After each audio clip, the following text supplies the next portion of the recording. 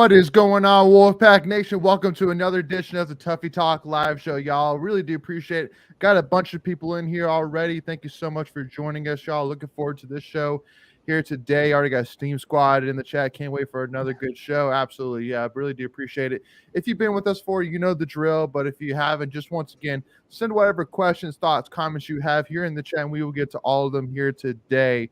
But with that being said, you got myself, Leighton Smith here, Michael Tracy making abs, Greg Leg tuning in from not his normal studio for sure. Greg, you out on the road, my man? I am. I'm in Fayetteville. Oh, okay. Fayetteville. That's a good spot. That's a good spot. Yeah. How long are you gonna be there for? It's a good question. Everything's a mess right now. So maybe Friday, maybe Wednesday, maybe tomorrow. I don't know. All right, fair enough. Yeah. Guy Hunter, what's up, Hunter? Appreciate you tuning in, my man. So with that being said, y'all, even though it's summer, just like Greg was saying on Twitter earlier, even though it's summer, even though we don't have necessarily any sports going on right now, there's a lot to get to. I know that probably the biggest thing right now is recruiting side. There's been a ton of commits out the Indiana. There's been a ton of news within the next week or so. We're going to learn a lot about where we stand with guys like Terrell Anderson, Alex Taylor, Jonathan Paylor, those guys. So that will be huge, which we'll talk about that here today. But we also got to talk about some, college baseball stuff, some softball updates, you name it. So again, anything, questions, thoughts, questions you got, send to us here in the comments. But with that being said, first and foremost, I do want to talk about one piece of news that I think was pretty big on Twitter when it relates to NIL college baseball, and that was when the LSU head coach made a statement in his press conference after the Wake Forest game, and we actually have a clip of that here, which I'll go ahead and show now. Wake Forest, we just slayed a giant tonight, and that was special. And lastly, look to my left. If you're one of the best players in the transfer portal, there's only one place to come play, because last summer I spent a lot of time with these young men, and I think they would tell you they made the right choice. So I'd want to join forces with them if they're out there. Mm.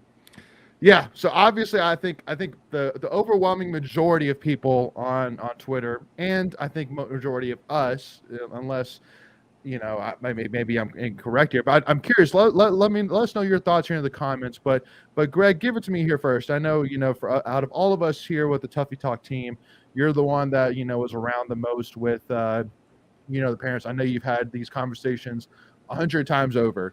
And I think that comment by the head coach is exactly what a lot of fans worry about, where, you respect and you miss the times where a program was grown, not bought.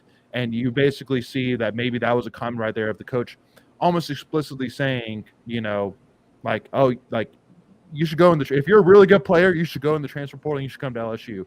Well, can I have some context there? Just make sure everybody's aware. This is the guy. He's saying this right after they beat Wake Forest to make it to the College World Series. Just for context, when he said that. So they just won, that kind of thing. Yeah. Was it that one or the Florida game? Wake Forest. It was the Wake Forest. Was it Wake Forest? Okay. Correct. Where to start with this one? I don't know. To me, this is the evil empire, right? Like everyone called the Yankees the evil empire, and I feel like this is where we're kind of getting to at sports. And I've heard mixed things about Tommy White. Why he ultimately transferred down to LSU, and you can believe whatever narrative you believe out there. It just comes off the wrong way. It comes off tacky. Look, you just won an amazing ball game against a really good Wake Forest team, and that's what you lead off with. And I think there's a time and a place for it, and I don't think that was it. It seemed very smug, if you ask me. Mm-hmm. Agreed. Michael, anything to add to that? Yeah, I agree. It's probably not. It wasn't a great look right after the game, but it was kind of like his last throwaway comment. But yeah, it is what it is at this point. That's his job now, is to get players to come to LSU, and he's going to use whatever he can to do that. Well, another thing to add to this conversation too is I saw a interview where they interviewed the UAB head football coach, and he made a comment. Trent Dilfer. Yeah, basically saying like I dare coaches to come after my players and get them in a transfer portal to come to their school. Like I dare them. I will find out who they are, and whatever. Which I like basically what I think what he's saying is not necessarily saying like if these guys decide to enter the transfer portal on their own and decide to come to your school, that's one thing. But I think what he doesn't want is he doesn't want coaches to get in these players' ears saying, hey, listen, if you get in the transfer portal, then you can come to Georgia or something like that. Yeah, I think that's where he has the issue. Because again, it's an empty promise. It's the coach doesn't have to hold up his end of the bargain. So, it should be up to that kid to decide if he wants to stay here or not. It shouldn't be an agent saying you can make this much money. It shouldn't be a coach saying, oh, you could come and be a starter. Like it should be about the relationship between that player and the coach and the school. But making or whoever, sorry, go ahead. Go ahead, make it if you guys haven't done. I have something. Well, I mean, my first thought was like, I don't like that. But when you think about it, can you blame the guy? I mean, I don't like the timing of it.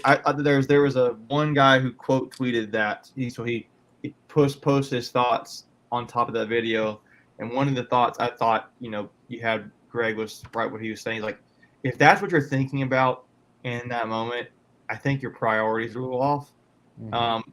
But to Michael's point, he's a coach, and that's the way things are now. Like we talked about on the show, like that's the way it is. Like, can you blame him? Right? Yeah. I mean, it's the reason LSU's in the College World Series and probably right. about to win it. Miami, look at we should change sports. Let's go to Miami basketball. Paid 2 players for 2 years, $400,000 each year, and they made it to the Final Four. Like, paying players is working. I mean, in a very short time frame, it's working. I mean, I hate it, but it's the fast track to championships, and I don't know. I think there's some grieving that needs to take place from a stance of the old ways are kind of dying off in that regard, in my opinion, until something changes with NIL, and it'll be bittersweet. You'll miss that. I think there's some good to it if you embrace that game, you can play right along and you can find some success yourself. But I didn't like it. I just don't in general. I guess overall I didn't like it. But I mean, when I think about it, can I really blame the guy for pitching recruits? Hey, look, we're playing for a championship. Come play here. And I guess transfer portal guys are maybe just as much important, if not more important now than high school recruits. So, go ahead, Greg.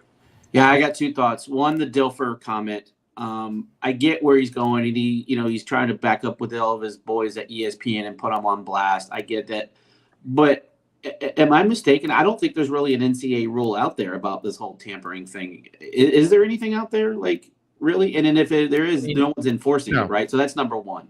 Yeah, right. I mean, he's basically saying, "I'll take it into my own hands." The NCAA won't do anything, but I'll do something about it. Right. That's what he's saying. I mean, so that's number one. Go ahead, Michael. There is a rule, but obviously it's not enforceable because the current college coach can just go talk to the player's high school coach, and then the player's high school coach can talk to them, and then technically no rules have been broken. Right. So, and I was talking with one of the baseball parents, and that's exactly how it goes. They're like, so-and-so, they'll talk to the parent and be like, or the coach, and the coach is like, yeah, did I recruit him out of high school? Is he a right-handed batter? Is he 5'10"? You know what I mean? Like, they do everything but say the kid's name, right? So that's number one. And then number two, you kind of mentioned Leighton about the agents, and go back to sort of what Coach Forbes said at Wake Forest, right, about their kid and the agent and the story he told at his press conference. And the NCAA is to blame for a lot of this. I get you want to give the players the freedom and the flexibility to move around and make money, and that's all fine and dandy, but you have to figure a way to wrangle this back in and get it under control, or it's just going to be a mess. And then the last thing I'll say about it, and we talked about it last week, you get 20,000 kids in a portal for all these sports, only like 3,000 or 4,000 are going to get picked up into programs, and so all these student athletes are going to end up missing the whole boat of the whole point of going to school with a free ride. Well, because the other thing too, which I'll add to, is that to me, I think the biggest point that was being made about it was that Wake Forest, they didn't buy anything they had. Shoot, it took them until the Super Regional to even get fans to buy in and say, "Hey, I'm going to finally sell out the daggone stadium, even though they're number one in the country." But with LSU, all these guys they got brought in predominantly, more than likely, because of NIL. And so it's kind of the standpoint of, like a school like Wake Forest, who finally all their pieces came together. They finally had a senior class that bought in, that, they had talent around it. So that way they could have great pitching, great batting, great fan buy-in, and get to this point to compete for a national championship. It's like Oral Roberts, same thing, one of the only ever 4 seeds to make it all the way to national championship. But if you put them against a school like like the New York Yankees or a Boston Red Sox, like if you take the Orlando Athletics, they may have that one run, but it's not going to be sustainable. Why? Just because money speaks. If it's for LSU, it's like kind of like the rich get richer. Like you can pretty much bet that more likely, as long as NIL is just uncapped, that schools like LSU, will be in that national championship run, just because they can afford to go after the best guys every single year. They have the facilities, they have the names, they have everything. So it's only going to get, the rich only going to get richer. But that's just my 2 cents on it. But any last things we wanted to mention on here before we wrap this bow up on this topic here, at least for now? So last thing I'll say, there's a reason why LSU women's basketball, men's baseball, and football are always right there competing for national championships. Mm-hmm. Yeah, well, do they have to apologize? I mean, right? It's like if they're winning, they're winning. Now, I granted the whole what's the guy, NCAA, the coach, Will Wade. Thing? Yeah, Will Wade. Yeah, who almost came to state, by the way. Who was a serious coach when Keith was getting picked. They're winning. He must. He did the wrong way. He did it the wrong way. He's gonna get in trouble for that. But it's illegal now. If he just waited 2 years, he could have been fine. But also too, I mean, like for example, like the fact that LSU women's basketball got Haley Van Lith from Louisville, she's getting paid. Like that's a big reason she's coming, because she's getting paid. We can segue too. Look at the penalties that they got versus what we got, and we basically were up against the same thing. We ended up losing a scholarship in basketball, and they lost nothing. And their coach got show of cause for 2 years. And Keats or anybody like associate didn't get that. Tell me how many to make that make sense. And they went through the same arbitrary process with that arbitrary review board, whatever it's called, ARP or ARB, and nothing. But again, different strokes for different folks. Hey, listen, I'm just surprised after Wake Forest beat LSU in the first game. Like I set an alarm for 2:30 in the morning, to check Twitter, but no announcements of cancellations or anything came up from the NCAA. So I was shocked to see that. All right, so to move on to this other little fun thing too, which kind of move more from a more serious topic to a more fun topic here. So. For those who don't know, Bill Belichick, the head football coach for the Patriots, was brought on an interview recently, and on that interview, he said something which was kind of interesting, and we got a video clip of that here as well, so check it out. In economics in college, and I had a graduate assistant position lined up at NC State in 1975, and I was going to head down there and work for Coach Lou Holtz at NC State, and in June of 75, was when Title IX was passed, and the openings that Coach Holtz had were reallocated to women in the athletic department. So I never got to that master's in economics, never got into that business world. And Coach Holtz was the first coach to hire me, and he was the first coach to fire me. I never set foot on the NC State campus. How screwed up is that? I'm telling you, NC State is definitely the school that just misses out on all these guys, whether it's Shaquille O'Neal, Michael Jordan, John Wall, Devin Hester, and now Bill Belichick. Like Marquez Valdez-Scantling stayed for 1 year, and now he's in the pros with the Packers. See, but that one I don't blame him whatsoever. Again, I still like Charlie Hedges, former NC State wide receiver, went on a tangent about Frisman Jackson. And yeah. If we're going to, I guess we're going to take it specifically the guys who almost came to state and never did, right? So yeah, I know Shaq said that in an interview on the it was some show. The original Shaq. Who's the guy who does the at the NFL draft? He does the sprints. Oh, Rich Eisen. Yeah, he was on the Shaquille was on the Rich Eisen show, and that's when he said that. And he said he really liked Jimmy V. Yeah. Then you got, I'm sure I don't know all of the guys who I think one guy we mentioned, Michael Jordan. Michael Jordan, Bam Adebayo. I think is another one, right? Because that was the Dennis Smith Jr. year, and he almost came to state. And John Wall. Yep, he was high on us too. I know it's and because it was John Wall that had the story about how apparently Tyler Hansbrough was a jerk on his official visit, right? Yeah, that's hilarious. Devin Hester in football. I remember when his mom wanted him to stay close by, but he wanted to come to NC State, so he ended up going to Miami. And then he made us pay for it on the opening kickoff of College Game Day. Darn it. So I saw that on Twitter that video post go out, and I was like, man, are you kidding me? Just hey, listen, at the end of the day, it is what it is, but definitely and because we have our guys. I mean, between David Thompson, basketball, and then Philip Rivers. I mean, we got guys. It's not like we're necessarily hurting for it necessarily, but it'd been nice to have. Sure. Sometimes with the football recruiting. With the football recruiting side of things, I sometimes or basketball, try to figure out what guys. A guy who I may fit in this category too. I bet you some of you guys may not remember. Not from a few years ago. Do you know the name Sadiq Bey? Yeah, of course. Yeah, he went to Villanova. So he had signed with NC State. Yeah. And Mark Godfrey got fired, and he went out of his liver intent, and then he ended up being like a starting lineup guy for I can't remember what it was, the Sixers. I can't remember what team he played for. But like Sixers. State, he was signed to play at State and got out because of Mark Godfrey leaving, and he's in the pros now. He's another one probably that goes in that list. So the other one would be, and I was just looking it up to make sure I had my facts straight, was Pete Maravich, because Press Maravich, his dad, was going to coach at State. Greatest coach, right? Yeah. So that was supposed to be, another legend person. I find it that we're always the footnote, right? Like we're always the little asterisk or the little, if you're Wikipedia and there's a number next to the quote or whatever, like you go down the bottom, it's like see NC State crap. You know what I mean? It feels like every one of these is just that close. Yep. And who knows, it changes. That's the other thing. Like, how does it change the trajectory of the program? Whether it's like Shaq, like if Shaq shows up, then that's potentially a Final Four national championship type team. I think Dominique Wilkins was another guy who went to Georgia.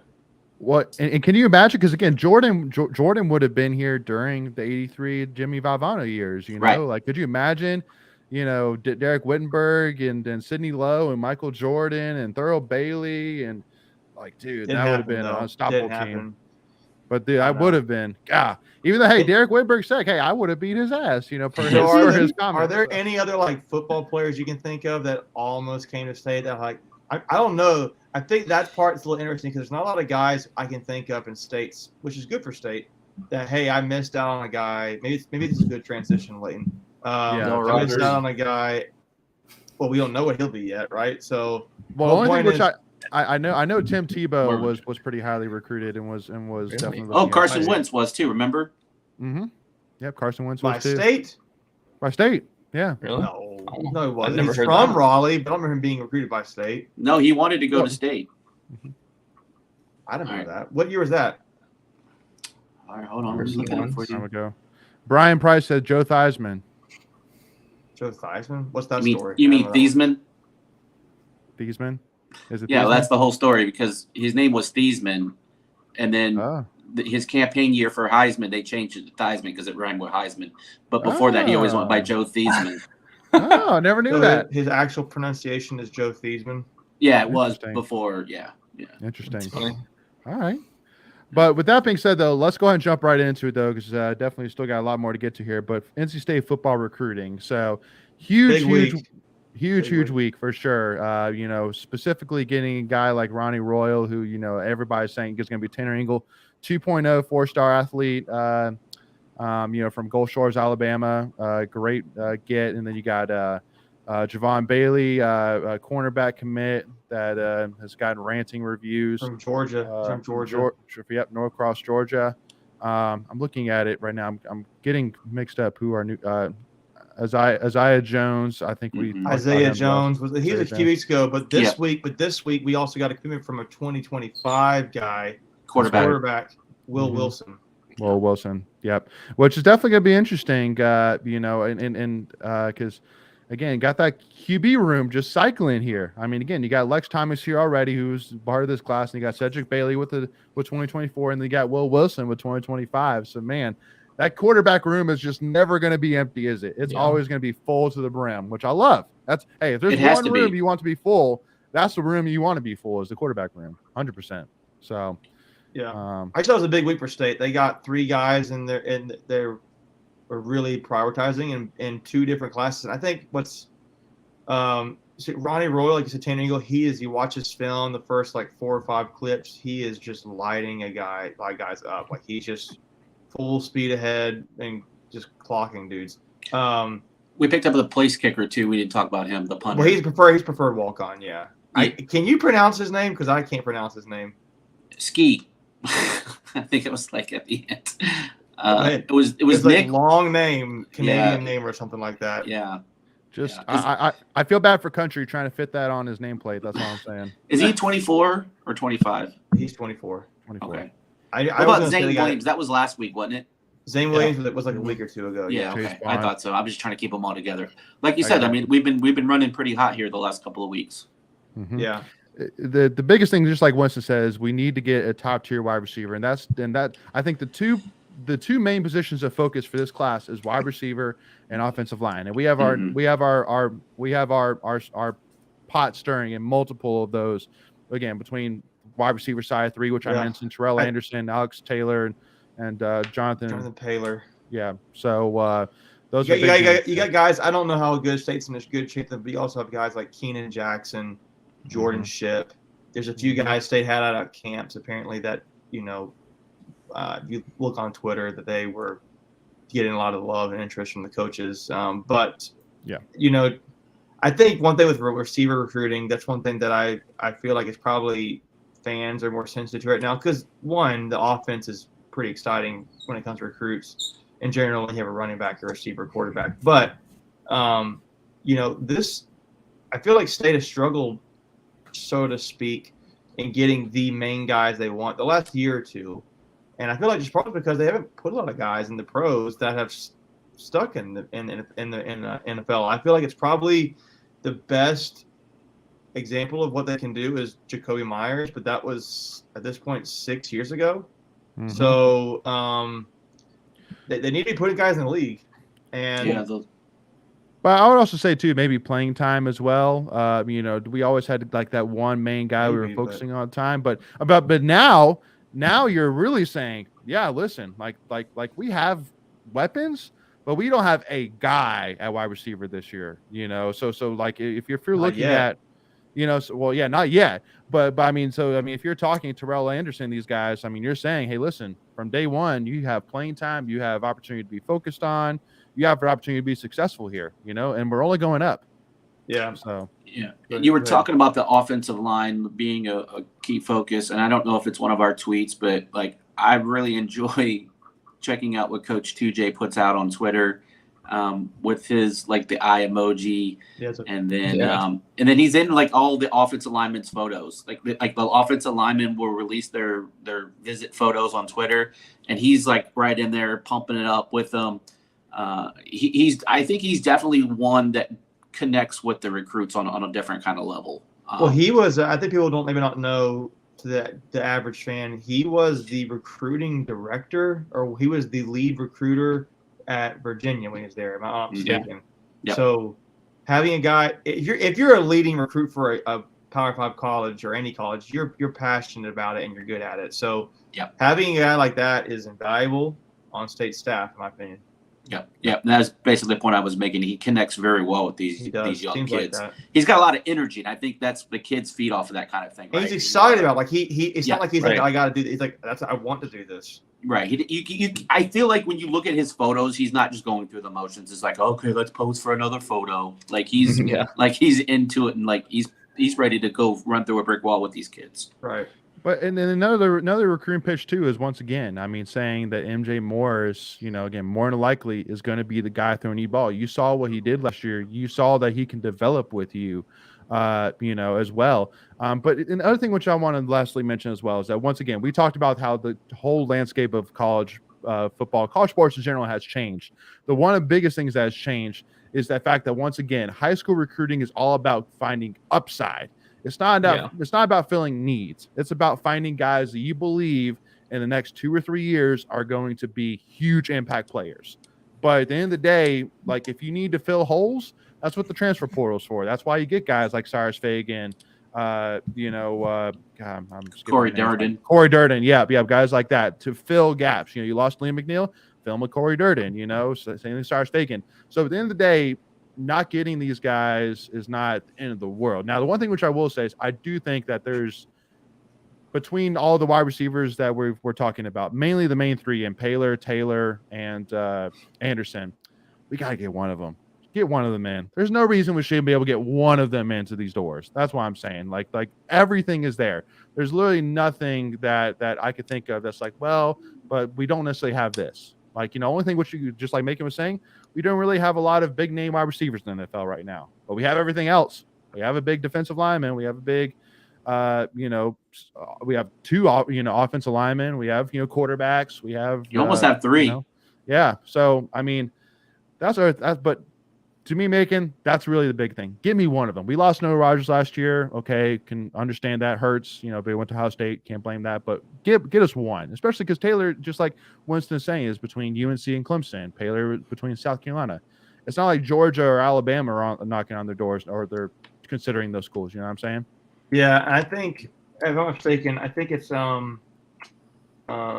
been put out on Twitter that the guy you have the best chance with right now is Terrell Anderson, I think. And he's come out, I think Corey Smith had a tweet that just said, I saw somewhere that Terrell Anderson just named, and I guess in the last few days, just named last week, NC State, his favorite.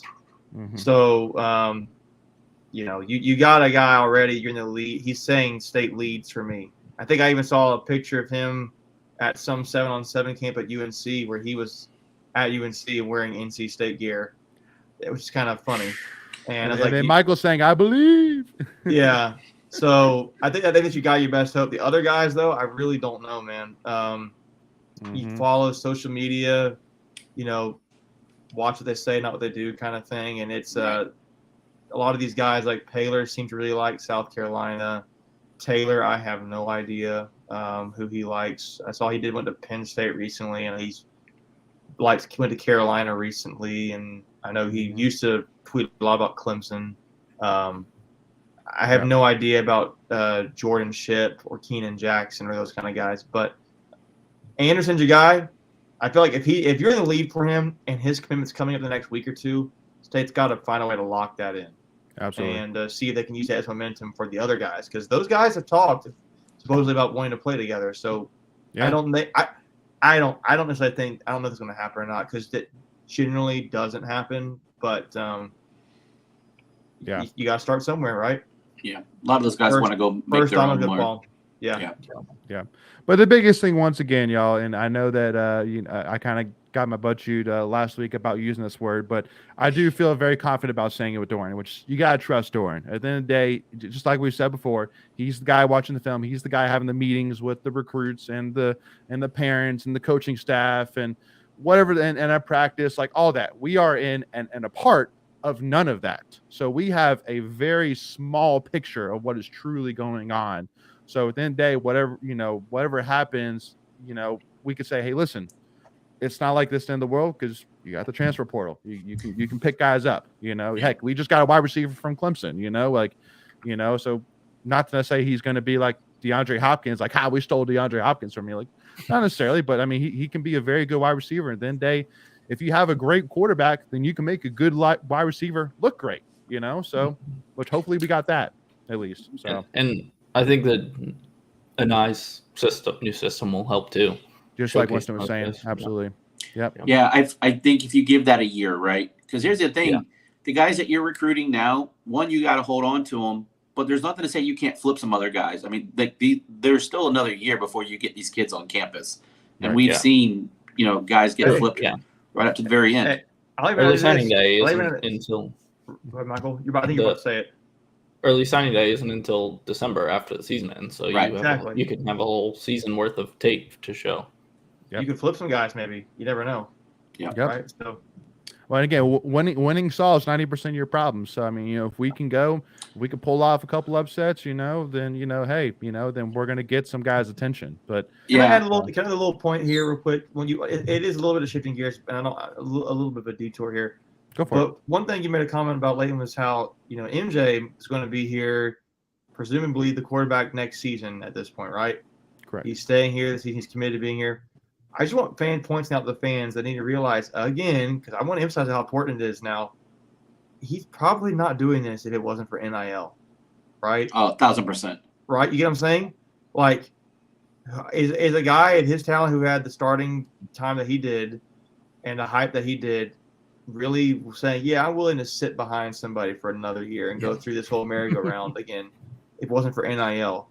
And the nature of transfer world is you guys, in that regard, that's a good thing about NIL, right? It takes care of a player financially, give them reason, incentive to want to stay. And maybe, for those people out there think MJ is better than Brennan Armstrong, and maybe he is, maybe he isn't, I don't know. But for those who think he is, like, NIL helped him stay, right? So, just a little thought. Go fund NILs. Go help them. So, go ahead, Greg.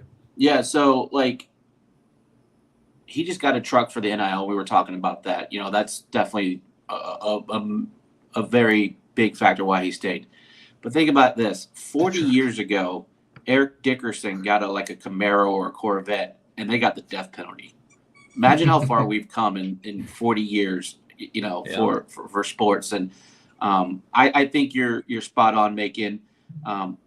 Why go through the motions if you're just going to leave after this year? It doesn't make sense. Like, if you're going to leave, just go. And I don't mean that in a derogatory way whatsoever. It just makes sense to go get into another system, get accustomed to that system, so then that way you can compete for a starting job. Why do you waste a year of eligibility? Because at this point, he can redshirt this year. But the point's still, you would just go and learn your new system and get on with it. Yeah, agreed. All right, y'all. So that being said, we got to jump on over some tweets of the week. So here we go.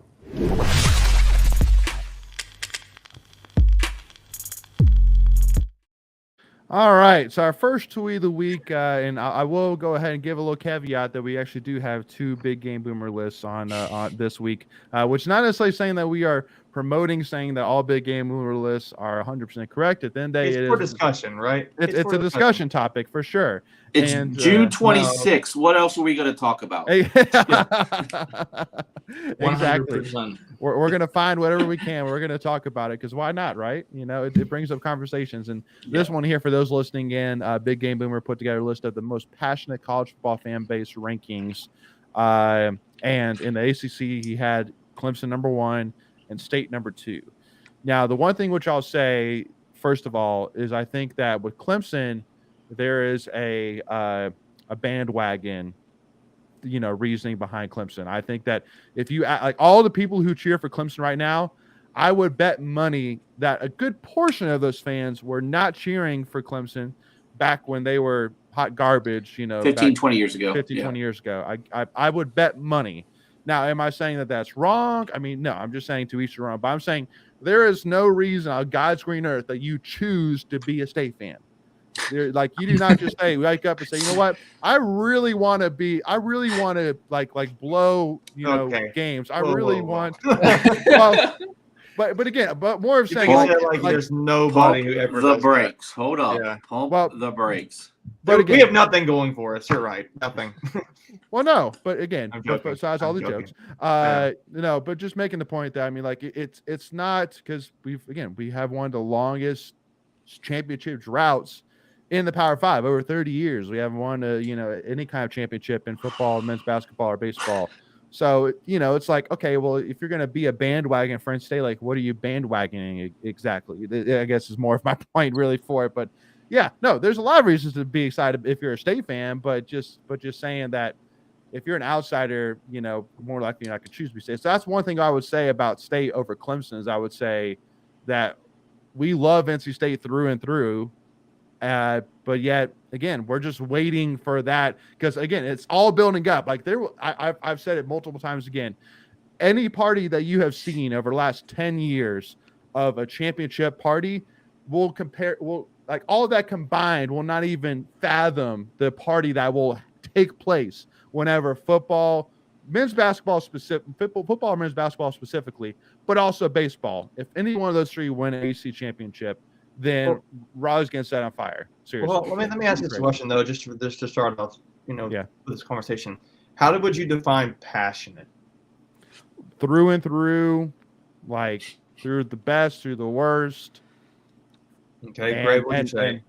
No, me. Greg. No, that's insane, Greg. That's insane. Driving to every game, every time. Yeah. No, just someone that like Leighton's spot on. Someone that's there thick and thin, to the good and the bad. Wearing NC State like every day of their life. Like they're my team. Me. Yeah. Yeah. Get tattoos, those type of things. That's a level, yeah. To me, I think of a fan who is going to support not just one sport. Yeah. Like I feel like when I view passion, I'm like, man, this dude loves the school and he loves their athletics rather than just like, hey, I love baseball and I'm just a diehard Arkansas baseball fan, like, whatever. Or but just keep in mind that's the list has most passionate college football fan base rankings. But yeah, well, I guess that's true. I guess I think generally when I think passion, I think that is probably more encompassing than that. Now football, I can get that. Now I actually honestly didn't notice that football is specific for football. But so I know. Go ahead. I'm sorry. I don't know. I looked at this ranking. And just looking at the ACC, I think I'm trying to think of one who's not on this list, right? So, right, you got Duke. Georgia Tech, Duke, Virginia, Boston College. Yep. Is that it? Yep. 14. Yep. Yeah. There's no other hard to argue against that. Right. So I don't. Syracuse is shocking at 6, though. Yeah, I think the only place he may have gotten it wrong would be I would think Louisville is higher than that. They're very bandwagon too. Yeah. But I would have Pitt lower.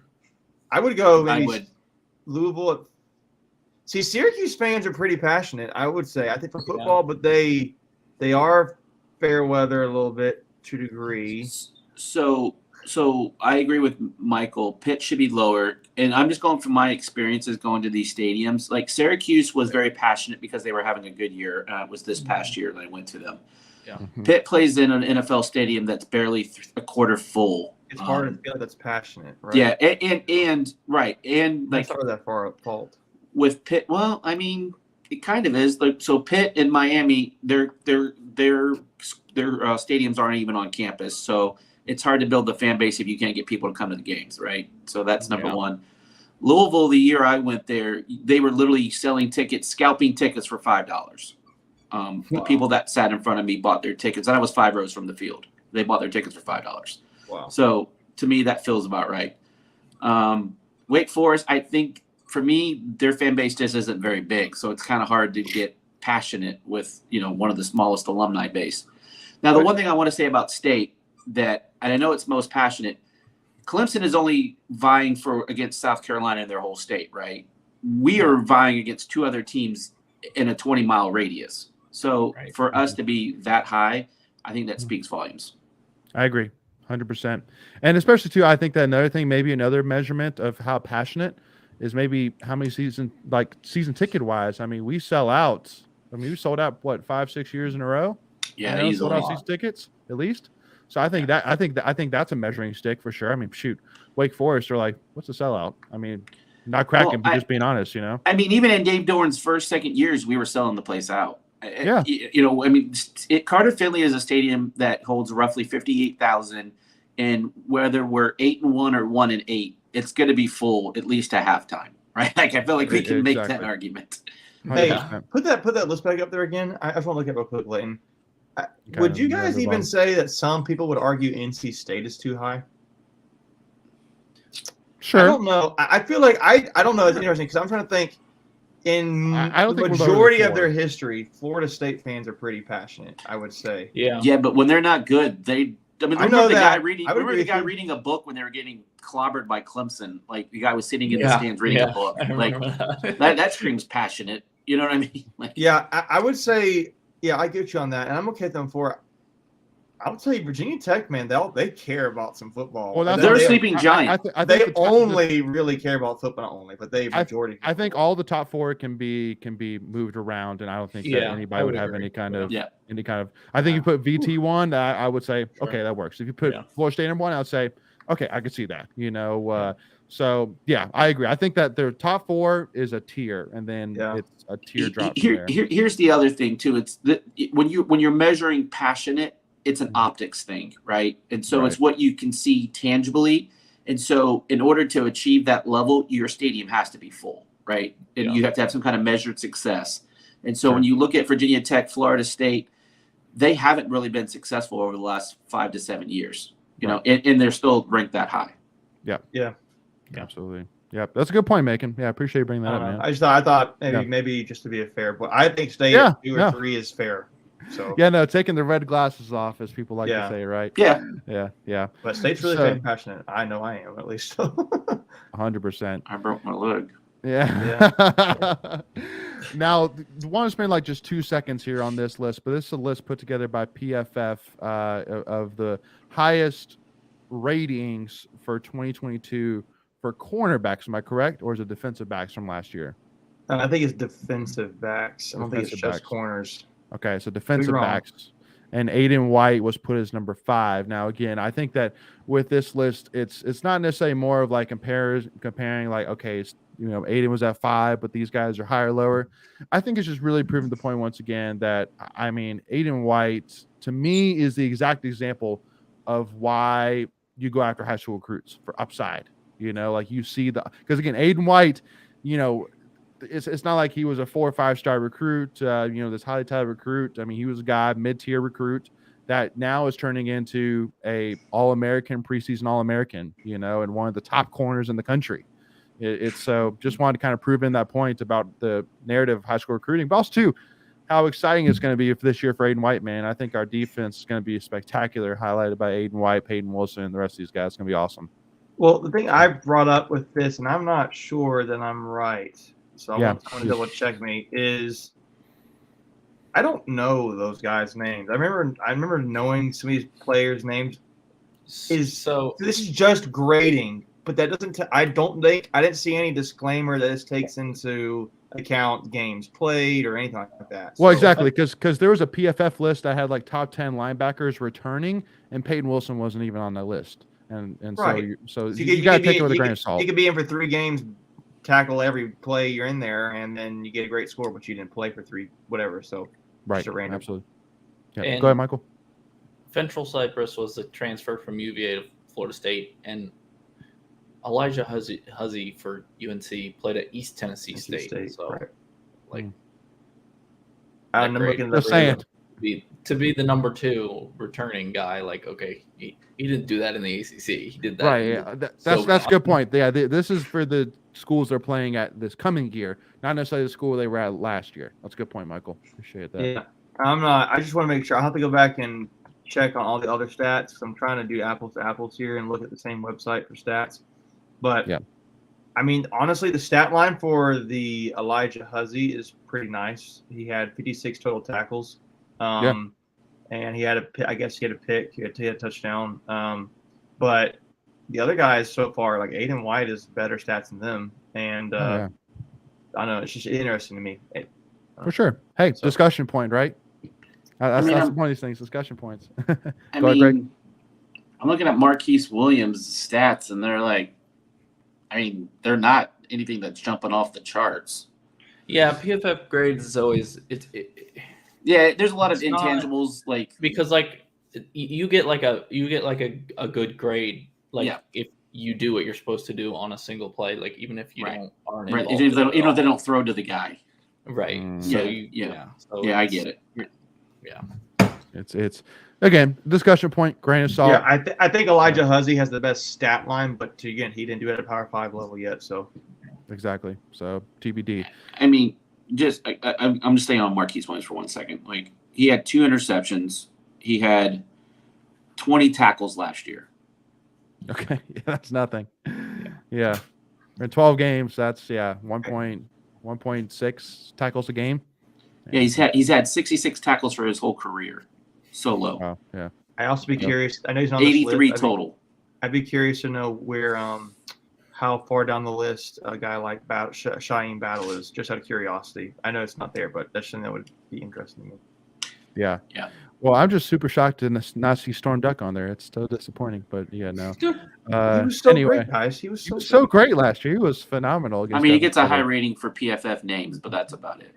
I agree. There was another guy who was the big UNC cornerback last year. You know his name? No, but Macon, just for sake of time. Dude, but don't worry, we're gonna move on to something which I know you're excited about. So don't worry about it, man. Because we're gonna bring you right in here. I can feel you wanting to move on, Leighton. So go ahead. Well, yeah, no. Well, Tony Grimes. Tony Grimes. There it is. Tony Grimes, man, myth, legend. No, but again, y'all, so got to give a huge shout out here to Big T and Jarkel Joyner, man, on finally getting signed to NBA contract. Neither of them got drafted, and Big T more was disappointing than anything for me, just because I literally stayed up. Because I didn't even tweet out saying, "Yo, that was ridiculous." That draft did not end like 12:30 in the morning. It was so late. I don't watch the NBA draft in second round. I don't do it, man. No, I was following it on my phone, but I was like watching something. I was like, 12:30? Are you kidding me? This is ridiculous. It's basketball. How hard is it to pick somebody? Exactly. Yeah. But again, and Macon, I want to kind of get your thoughts on it. But I mean, obviously, just kind of get a little background. Big T got signed to a 2-way contract with the Philadelphia Sixers, and then Jarkel got signed to a contract with the Atlanta Hawks. But the biggest thing that blew my mind, though, with T, and I tweeted it saying that literally once it got to the mid 40th pick, every single team, their need that popped up on ESPN was 3-point shooting or perimeter shooting, like one of those two, every single one of them. And none of them picked up Big T, which I'm like, man, and I know that a lot of people brought up, and again, it's 100%, rightful concerns that Big T wasn't very consistent last year. He's not necessarily a sharpshooter per se, but he can make those shots in my opinion. So I think that's the biggest thing, is his range was 100% obvious, and his playmaking ability and ability to get guys involved. But I guess kind of leading up to that, I want to ask you, Macon, did Big T make the right decision to come back this year? That's the question. Last season, well, I think about what would he have done last season. He would have had draft capital. He would have been he would have maybe been drafted higher.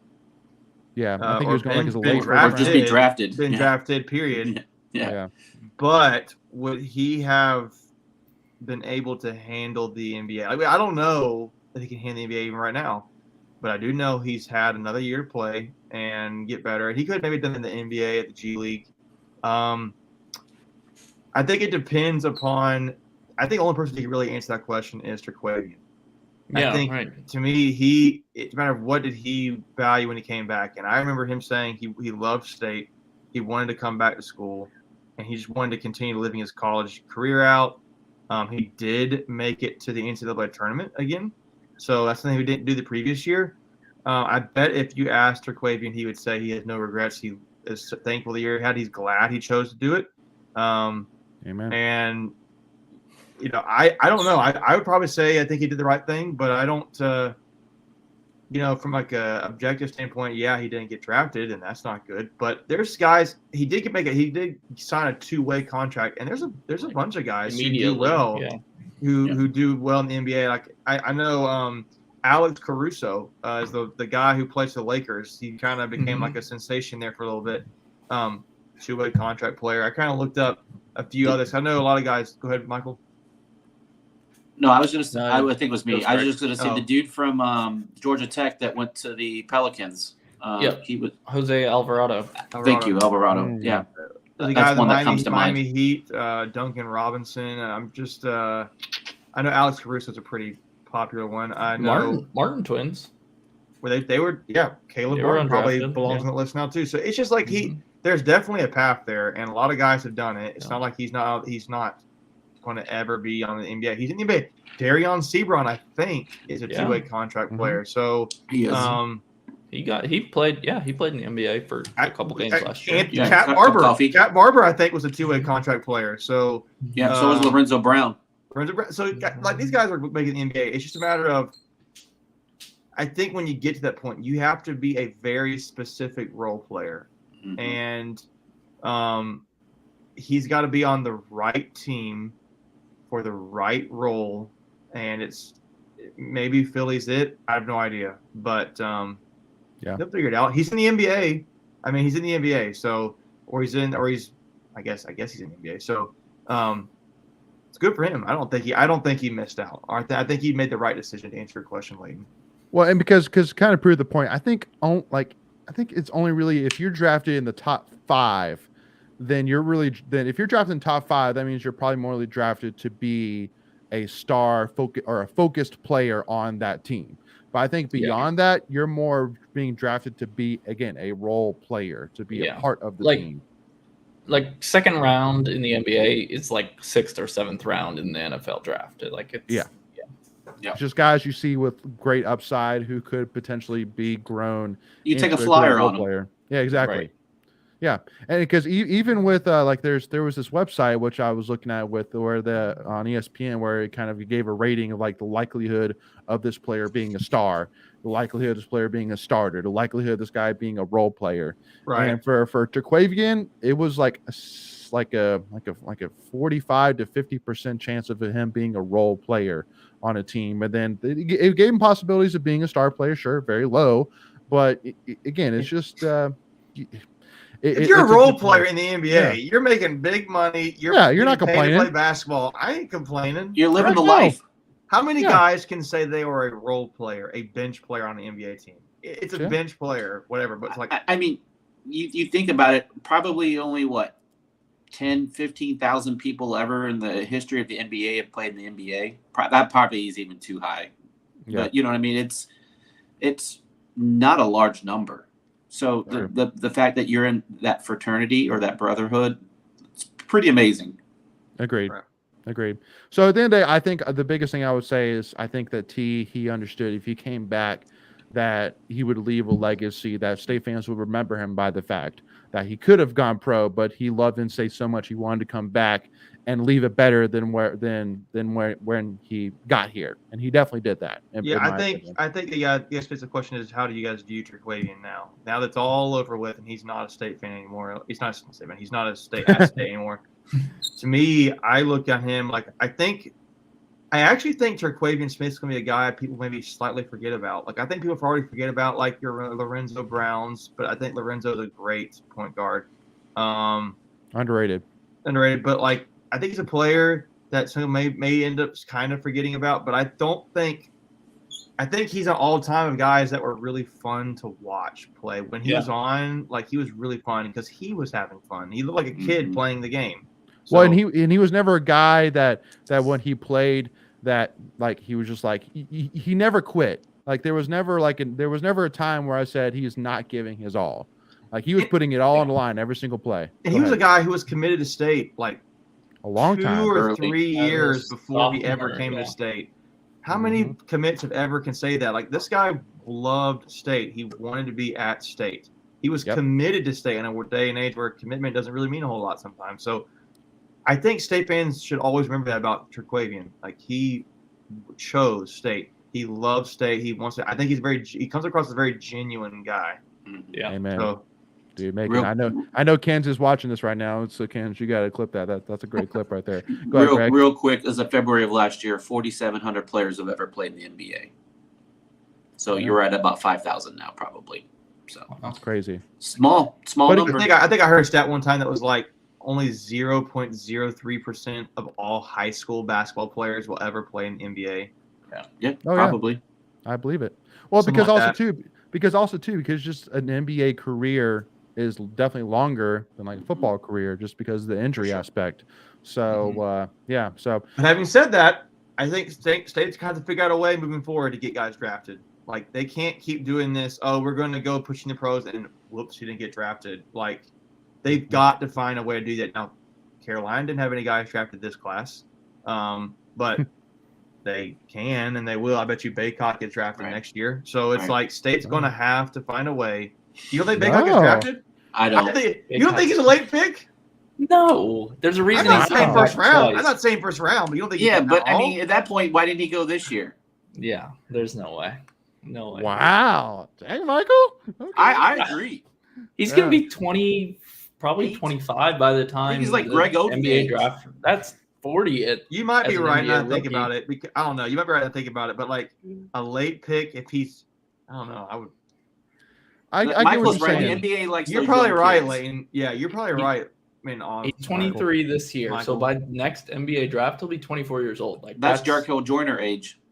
Yeah, Well, and his skill set isn't very Yeah. NBA focused. Right, he's I a get that. tweener. Burns probably isn't getting drafted. No. Burns Casey is Marcelo definitely getting drafted? Probably not. Like who is? Let me ask this question: who's the most drafted potential on our team right now? Ben Middlebrooks. Jaden Taylor. I Yo, was gonna Hunter say- Tyson got well, drafted. MJ Rice. of Rice. course, Okay, true. Rice. Yeah. But probably Jaden Taylor, I would say. Yeah, Horns, maybe, probably not. he's old too. I don't Yeah. think so. Yeah, he's like a 5th-year dude. Yeah, But I would the state's agree. got to find ways to get guys drafted, and it's going to be a Agreed. problem if they can't, because that's a negative recruiting thing against them. Weren't Well, they but just out at a camp for like #1 kid in North Carolina the other day? Yeah, Sadiq White, Yeah, I so think that- was the guy's name. for next year's 25. class. Yeah, for next year. Yeah, no. Start well, and there. I think that's only State's 5th draft pick in the last 10 years. Who? Actually, no, sorry. It would have been State's 5th. Yeah. It Who? would have been State's 5th. Jaquavian? Yeah, he would have been State's 5th. Sorry. So we've only had 4. Who's the in last 10 guy years. who was drafted? Dennis TJ Smith Jr. Warren? Oh, Dennis Yeah, Smith Dennis Jr. I Jr. forget about him. Yeah. TJ Warren. TJ's been a minute though. He's been in the league like 10 years. 2014. Yeah. Yeah. It's So 10 years. all right. So that being said, I know we got a few more minutes here, so we want to breeze through a couple more here. So first of all, the big announcement that NC State will be heading to the 2023 Hall of Fame Series Invitational, I guess is maybe the word for it. DJ But- Burns strikes back. Yeah, it's like a showcase. A showcase. There we go. Yeah. Cool. First, they'll be taking on Tennessee and San Antonio, Texas on December 16th. Part of a doubleheader. Part of a Miami doubleheader. and Baylor have the earlier game. Okay. That's a heck of a two games. Miami's right going to be good again, guys. I'm going to tell you. Yeah. Got Matthew Cleveland and NIL. Yeah. there. I've already looked at plane tickets, so there's a possibility I'm going. Okay, let's go. The non-conference schedule is shaping up to be pretty good. You got Tennessee, and then you've got Arizona State, BYU, Mhm. and we're playing Vanderbilt again.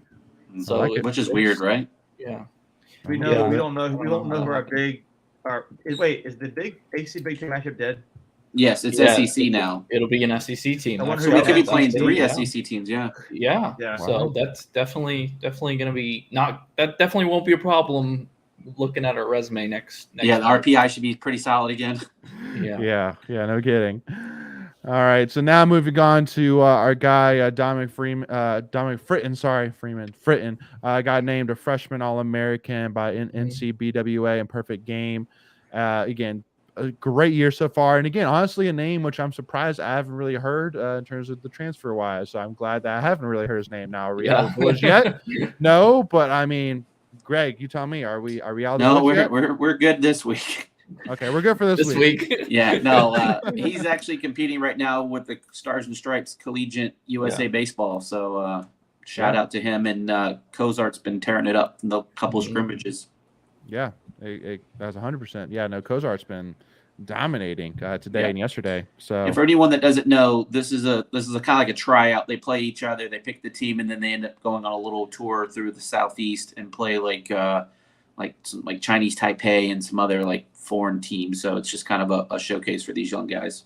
Yeah, so pretty cool, pretty fun stuff. Yeah, just their version of summer baseball. Yep. Yeah. And then moving on here to the next one. Sorry, I didn't have it queued. So there was a list put out from ChatGPT of the most famous alum from each school, and for NC State they put Russell Wilson, which That's okay, I get that. When you say famous, famous, he's married to Ciara, so that that helps fame wise. I honestly thought this list was really interesting because I was like, it's also wrong. Well, why? Muhammad Ali never went to Louisville. Correct. I did know that. He's just a part of Louisville. He's from Louisville. Yeah, but it says alumni. Yeah, so that's true. So like, and Richard used to go to Duke. Richard Nixon go to Duke. Yes, he got his law. Oh, okay, cool. And I didn't realize President Biden went to Syracuse. He got his law degree from Syracuse. Yeah, he actually went to Delaware. I looked all these up. You did some research. Yeah, I did. Which school's got the lamest celebrity? Deshaun Watson. Lamest? Oh, is it Tina Fey or Dan Marino? Amy Poehler. I don't know. Lamest? Okay, hold on. That's a really interesting. Lamest. Well, it depends how you look at it. I would say either. If you're politically minded, it might be one of these yes. Georgia Tech. Oh, lamest for I would say Georgia Tech and Syracuse. Yeah. Maybe you can figure out who I root for. I wonder. Or like least famous, maybe. I like lamest. I like lamest. Lamest. Amy Poehler, maybe. Yeah. Tina Fey. Does anybody really care about Dan Marino anymore? Sure. I would say Aaron Donald is probably a more bigger name for Pitt now. That's kind of under like people like, oh my gosh, he went to Pitt. Like, he went to Pitt. Yeah, well, I mean, the Pitts had so many good ones though. They had Dan Marino, they had Tony Dorsett, they had Dick Butkus. I mean, they've had some players. But again, this is a totally different topic. But I mean, Aaron Donald's in the conversations of like one of the greatest defensive linemen ever, and I think Dan Marino. He's in the conversation, but I don't think he's as much in the conversation as Aaron Donald is in the defensive line world. All right, flip it real quick. Who's the coolest? Oh, what? No way. This guy. So that Mr. Rogers went to Pitt. If he's not on this list ahead of him, something's wrong, dude. Mr. Rogers went to Pitt. This is Rogers' neighborhood. ChatGPT is stupid. Okay, carry on. Yeah, well, Larry Fitzgerald went there. Larry Fitzgerald went there. Yeah, I don't think so. What were you saying? I was just saying, did we release our ChatGPT? Not yet. So we'll tease it then. So stay tuned for that, because you guys, if you think this is funny, wait till you see ours. Yeah, what ChatGPT said for NC State all-time lineups. Just wait. No, that's a fun one. Yeah. Some of the names I never heard of. Yeah. Does anyone remember Major League? The movie Major League. I've heard it. I think like this guy's dead, and the lady's like, "Well, cross him off." Like, I feel go on to the next. I'm just going through some of these lists. I'm going through my list, man. Sean Miller went to Pitt. Steven Adams in the NBA went to Pitt. I'm stuck on Pitt right now. Yeah, you're a fan of Pitt for sure. Yeah. No, but like Mr. Rogers went to Pitt. How was he not number one? This is ridiculous. This is fake news. Hey, here's the funny thing though. You can't blame a person for this. I will say this. An idiot. I do think Pitt. I do think they're wrong about Virginia because Edgar Allan Poe went to Virginia, and Thomas Jefferson. How is Tina Fey the most famous? No. So stupid. Unless you're saying like, hey, most famous Boston College, Tom O'Brien has to be the answer. Okay. Yeah. No kidding. Actually, Matt Ryan. He's allowed. He's Matt Ryan. Yeah. Matt Ryan. Yeah. So ChatGPT is stupid. But anyway, but quick shout out to Tony Gibson, man, putting up here as the number 1 linebacker coach in college football by Big Game Boomer. Again, he deserves all the credit and then some. So excited to have him. So excited to continue to have him as a part of our program. And he's going to lead a heck of a defense this year. Go ahead, Greg. No, I was like, yep. Oh, yep. That is the statement. Yep. Cool. Moving on. 2 more here. A quick shout out here to Caitlin Tui, getting now Scholar Athlete of the Year. Again, I mean, just it seems like every single week we have to mention her name, and I mean, rightfully so. I mean, just every single accolade she keeps adding on to her already impressive, just like ridiculous resume, and adding this one of AC Scholar Athlete of the Year, somebody who gets done in the classroom as well as on the track as well. Huge shout out to Caitlin Tui here. Anything to add here on Caitlin, or just a big fat yep, she's killing it? Let's move on. Yep, she's killing Add another one to the record books for her. Amen. Or whatever awards. And then lastly, to kind of get a little bit of Pac softball juices flowing here, y'all. I'm telling you this right now, like oh man, like Coach Leftwich, she's putting together quite she's been impressive, and especially with his coaching staff here. Again, just to kind of give a little bit of a background, Paige Cassidy, who Coach Leftwich says one of the brightest pitching coaches in our game, was actually coached by Coach Leftwich, came from FIU. So young name, young face that can connect with the players. But Mike Bosch here, he was actually a former head coach at Syracuse, and now he's an assistant coach underneath Coach Leftwich's coaching staff. So again, a guy who used to compete in the ACC, and a guy who has head coaching experience. So for all those saying, well, Coach Leftwich hasn't been a head coach before. Well, now she's bringing on somebody who was a head coach, at the ACC level. So again, to me, like just seeing those two right there, like, man, that's a heck of a coaching staff so far. I've loved what I've seen so far from her. And just again, heads up, in the next couple of weeks, we're going to be having her on for an interview here. So we'll definitely make sure to keep you in the loop on that. But I can't wait. I'm excited to see what her first team looks like. I'm excited to see what she does with this program. So make sure to keep your ears up on Pac softball this year with Pac Nation. It's going to be a fun one. But with that being said, that's all I have here on my side. Greg, Mick, and Michael, any final thoughts here before we wrap this thing up? Chat, you didn't know they're talking about. That's all I gotta say. The most important stat of the day, I think we're down to 72 days. Nope, 65 days to opening kickoff. So saw a tweet go out that we didn't put up there, but the board is coming along nicely. And the video board. Video board. Y'all know, man, it's another week. July 4th is coming up. It's gonna be fun. We have 9 Saturdays, and then we'll have football. Yeah, we'll have just college football, not necessarily state football. College football, you mean? Right? Yeah. So the 10th Saturday will be actual football. So we play in the middle of the week. So 9 Saturdays, and then we'll be playing. Gotcha. Yeah.